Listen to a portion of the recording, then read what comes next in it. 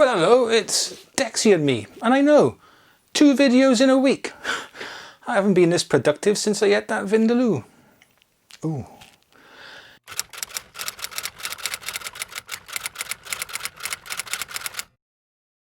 Anyway, the reason for today's video is quite a simple one.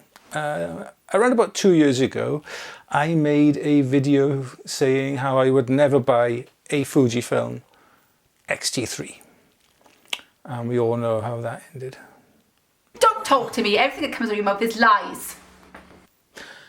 But today is different because I'm never ever, categorically, emphatically, ever going to buy a Fujifilm X-T4. And here's why. I don't need one.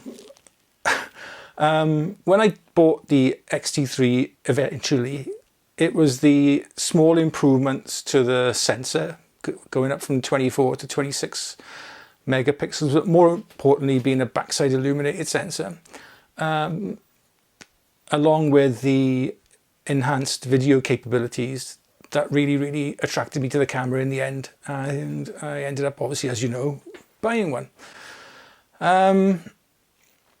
Now, as far as the X-T4 is concerned, it's got the exact same sensor, exact same processor. The only, and I say only because they're massive differences, but the only changes are the introduction of inbuilt or in-body image stabilization, a new battery, a swivel screen. It's getting quite a long list actually, isn't it? And what else is something else? Yes, the dedicated stills and video modes.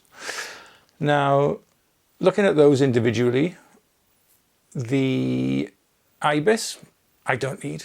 The X-T4 is used primarily as a video camera or as a backup stills camera for my landscape photography, and as such it spends 99.9% of its time on a tripod, locked down, doing things like this, or outdoors taking photos. So I don't really need IBIS.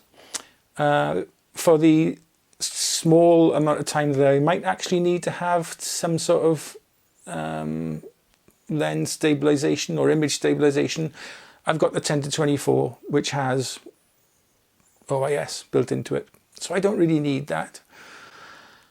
The screen, now a lot of photographers are saying they don't like the screen because it somehow, I don't know, spoils the photographic experience. Now I actually quite like the look of the articulated screen, and it's the one thing that might actually have swayed me to get an X-T4, but it's not enough. To be honest, it's not enough. Most of my video work, I don't need to see myself. I don't want to see myself anyway, it's not a very attractive sight, but I don't need to see myself because I'm sitting here, it's all framed up, and well, that's it, it's done, it's set up, and I don't need to see myself in the screen. The battery, yes, that's good in that, you know, you can now probably go a whole day of shooting without changing batteries, but the type of shooting I do, I've never run out of battery capacity. And if I did, I've got a small collection of Fujifilm batteries now. So I don't fancy having to build up another collection of batteries. Not that I probably need them anyway, but you know what I mean. And what was the last thing? Oh yeah, the dedicated video and stills mode. What Fujifilm has done is replaced the metering mode collar with a collar to switch between dedicated stills and video modes, so the camera then remembers everything. I don't need that. I don't find myself switching between modes. I either use it as a video camera or as the stills. Very rarely have I switched between the two in the field. And secondly, I do switch metering modes quite frequently, as most probably landscape photographers do. So I would really miss having the dedicated metering mode switch.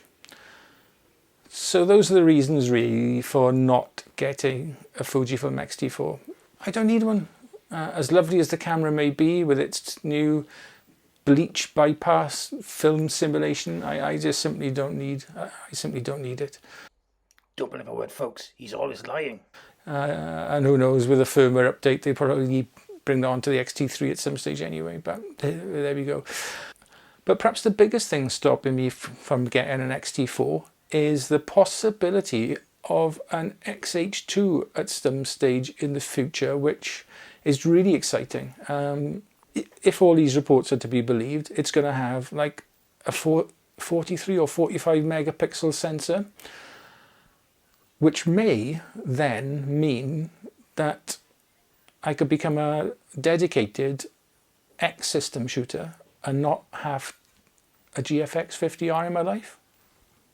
Now there's a thought.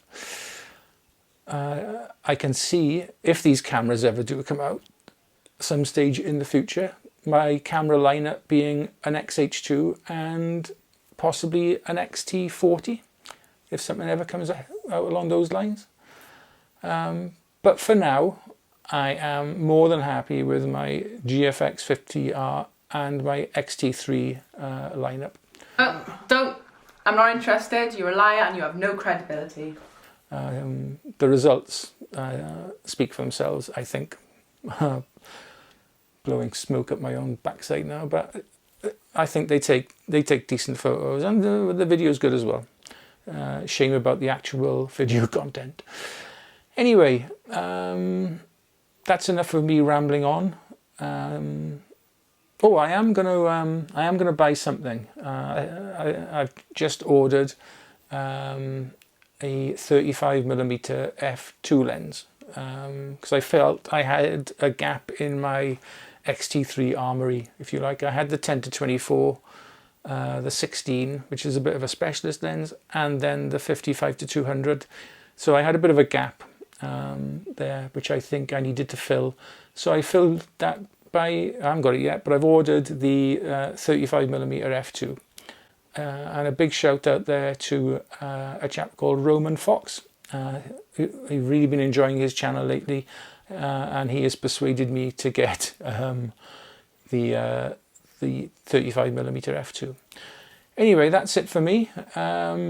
It's an absolute scorching, blindingly hot day today, so I was planning on going for a short bike ride, but I've knocked that on the head as it is about 30 odd degrees already, and it's going to be too hot. So it's going to be a day spent in the shade, I think, for me and for Dexter. Anyway, I promise I won't release the video for some time now, so don't worry. I won't be spoiling your YouTube experience too frequently. Yeah, so thanks for watching. I hope you found this in some way bizarrely useful, and Dexter and I will see you again very, very soon. Bye-bye.